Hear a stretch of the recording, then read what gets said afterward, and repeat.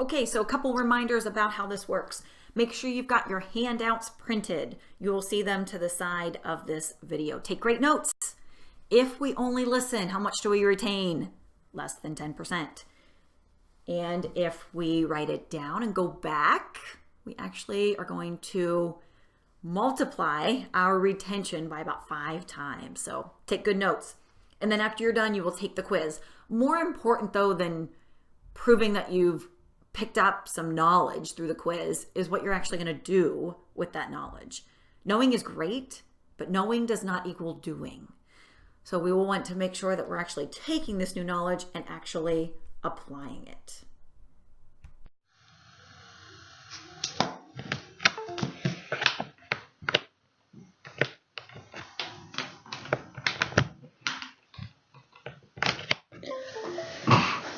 Okay, so there's that time, 86,400 seconds every day. And today is the day that you can start to make a change. Time is more valuable than money. You can get more money, but you cannot get more time. And there's our Sue Timmonsism. Invest your time, don't waste it. Let's start off with a little fact or fiction. Multitasking is a good thing. Fact or fiction? Actually, fiction. I'm going to share more with you on that. Saying yes is always a good thing. Fact or fiction? Fiction. You have to determine your best yes. If you say yes to everything, you're going to get run into the ground. You need to determine your best yes. More on that to come. My day controls me. Fact or fiction? Many of you probably want to say fact. However, there is opportunity there for your response. You do have more control than you think. You always have control on what goes on between your ears. My habits are good or bad. That is fact. Just like our woman with her roast. She had a habit there. Didn't know why she did it. Imagine all that good meat they were missing out on because they cut the ends off. Discipline is part of managing my time. Fact or fiction? Ooh, this one hurts because it's right between the eyes. Fact.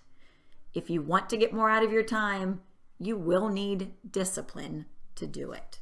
And that means sometimes saying no to something that you want to go do. That might be more fun, but it's having the discipline to stay on track. So can I really manage my time? Well, you can't manage your time like you might manage organization or the way you might manage projects. Or is it like projects? Managing time is about making decisions and priorities. So, can you manage it? Let's see. We've already said it, but this is so good we could say it again. And you can say it out loud with me. I think that would be awesome. If you're in the office and somebody else hears you, good. They can hear this too. When it comes to time, your personal system, what you are using right now, is perfectly designed to give you the results you're getting. Perfectly designed to give you the results you are getting. You can't change your destination overnight, but you can change your direction. I love it. Can't change where you are, but you can make incremental changes instantly. Instantly, you can make a change to change your direction. So if you want to make a change, do it right now. Are you ever exhausted at the end of the day and you feel like you got nothing done? And have you been exhausted at the end of the day and you feel like you accomplished a lot? Two different types of days, and we're going to talk about how to evaluate that. All right, let's talk about the time target and put some framework around your time right now. Constantly be inspecting where your tasks and your time is, and let's see what it fits in. So the outer part of our target, of course, we want to be in the center, right? So we're going to start on the outside, is not urgent and not important. These are called distractions. These are the things that just take up your time and aren't really moving you towards any type of goal or accomplishing anything. Facebook, unnecessary TV, conversations that go a little bit longer than they should about the game Saturday night. When you've already talked about it for 20 minutes, maybe that extra 10 minutes isn't really needed when you have a long to-do list. The next one is not important, but seems urgent. These are delusions. Here's the test to find out if you're spending time here. If at the end of the day, you feel exhausted and you do not feel like you got anything done, that means you spent your time in delusion. A lot of things can pop up and we feel really good to take care of it immediately, and yet it's not moving us closer to a goal. Here we've got important and urgent. This is production. Love it. When you are here at the end of the day, you feel good about what you did and you know you're moving the ball closer to the end zone. You're moving it closer to the end zone because you're getting things done. And the final one is the zone. This is important, but not urgent. What you're doing here right now is important, but it's not urgent. It's good for you because it's going to help you improve on where you're spending your time. Going to the dentist. It's important, but it's not urgent. However, it does become urgent if you've got a cavity or a tooth that hurts and you got to get in to see the doctor. Working out. It's important, but it's not urgent. However, it's going to become urgent if you go to the doctor and find out you have high blood pressure and now you got to lose some weight in order to not go on that medication. So the time target, we'll go back and we'll refer to this, but I even encourage you to print this and put it up in front of you at work so you can just start to really consciously think about where your time is being spent. The more you can spend in production and the zone, the better you're going to feel, the more joy you're going to have at work, and the more you're going to get accomplished. So where do you spend your time? If ever I see somebody you talk to someone you haven't talked to in a while, or even you do talk to them frequently, how you doing? Everyone says busy, busy, busy. We all love this word. Are you busy or are you productive? Busy to me doesn't mean like anything's getting done. We can all be busy. Are you productive? If these two guys are in the ring fighting every day, who's winning? Time management is about choices. So how can we make different choices about our time? You got to soat. I didn't say coat or moat. I said soat. What you need to do is step back. Literally, sometimes it is get back out of your chair, go to a different place to think. Observe. You need to remove your emotions from what you're doing because automatically we're going to think, I'm doing things right and there's nothing else I can do and everybody's demanding my time. That's an emotional stage. So we need to be able to step back and observe and remove those emotions and think clearly. Maybe even ask for another person's opinion. This is hard. Or maybe their observation. It can be challenging to do because we need to be open to their recommendations. Figure out what you want to do and then take action. And that's what we're going to talk about now. What things can you do to take action? 86,400 seconds in your day. Let's do some math and see what we can do to make the most of that time. First, we want to subtract the stuff that steals your time. All that stuff in distraction and delusion, they're stealing your time. So down on your paper, go ahead and write down subtract your time. What are the stuff that steals it? TV, you heard me say it. Americans are watching too much TV and it is taking your time away. I was completely sucked in the other night. Finally got the kids to bed and I turned on a new show. An hour later, I was finally done watching this show. I don't think my life improved much from watching it. In fact, I probably felt worse about the world than I did before. TV can suck you in and take so much of your good energy and your good time. Remove as much as possible. No more than 10 minutes on Facebook. Facebook is good and there's a lot of value to it. Now, some of you may say, but I do stuff for work on it. That's fine. Again, make sure that what you're doing on it is in production and the zone. Okay, that's your test, is what you're doing on Facebook for work falling under production and in the zone. Take negative people out of your life. Nothing can drain you more than those energy vampires. Worry and anxiety. We can spend a lot of time in worry and anxiety. Now, if we're going to take this time away, we need to make sure that we quickly fill it with something that's going to help you.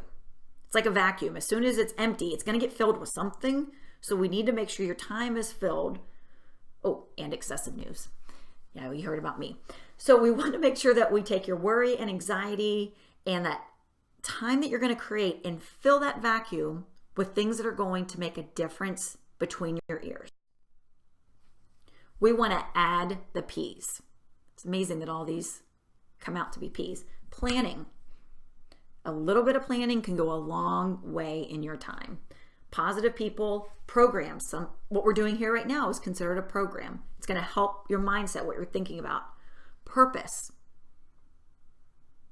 When we know what our purpose is supposed to be, it's easier to make decisions about what you're doing. Pauses. Actually, just hit the pause button.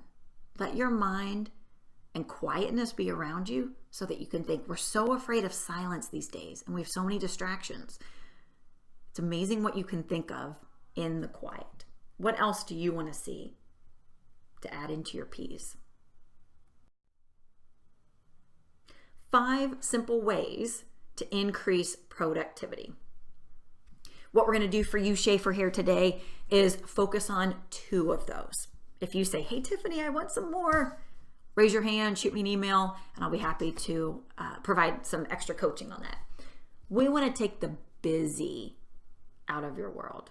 Would that be important to you? Would it be nice to feel a little bit more peace and joy about your day-to-day?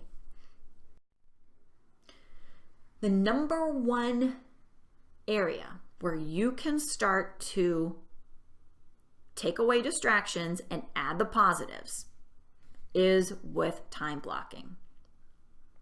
Let me ask you this. If you had an appointment with Andy or Bob and you knew it was at 4:00 p.m., would you be there? Oh yeah, you would be there. And you may even tell your significant other or anybody else on your team, hey, I've got a meeting with Andy and Bob. I can't be reached at 4:00. You probably wouldn't look at your cell phone when you're in there with them. You would give your full attention to that meeting. And most people would. That's a really good thing. Do you honor a commitment to yourself the way you do to others? You probably are shaking your head saying no, because that's what I find most people do. I'm guilty of it too. We're so good about fulfilling a commitment when we say we're going to have a meeting with somebody. But if we're going to have a meeting with ourselves to invest in ourselves, do we follow through with it? And if we haven't before, that's okay. But let's change our direction and let's try time blocking. So what time blocking would be is you literally make an appointment with yourself and you set your phone or another timer, 10 minutes, 15 minutes, 5 minutes. I don't care if it's 2 minutes. Get started. No, nothing can get in the way of that. Not an email, not a phone call. 5 minutes to dedicate to yourself, to either do some planning, simply to pause, and maybe to read. We're actually going to be taking a look at a fantastic book called The No Complaint Rule here in a couple weeks, and being able to block out that time with yourself. The number one way for you to get more out of what's going on in your head is through time blocking. Daily list of 6 will be something that I can help you with as well if you would like some more tools, as well as personal time study. All right, this is the other one we're going to use, is an accountability partner. As you probably already know, you have been teamed up with 2 other people for accountability teams. When we share with somebody what we're going to do, we've created a commitment there to somebody else. And the power of commitment is the power behind achievement. So when we share with somebody what it is we want to do and how we're going to do it, it's more likely that we're going to find a way to do it without using excuses. Here's a test about multiplying your expectations, and then if we end here, what happens? So we want to make sure we invest our time and we don't waste it. I'm really excited for all of Shaffer to be going through some different types of trainings through the online and with face-to-face that we're doing together during company meetings, as well as your accountability teams. These are all going to fit together to help you get more out of your personal life and your professional life. They don't separate, they actually mingle together quite well. And the better you can be in one, the better you can be in another. So next time I see you, you'll be one step closer to getting where you want to go. Thanks.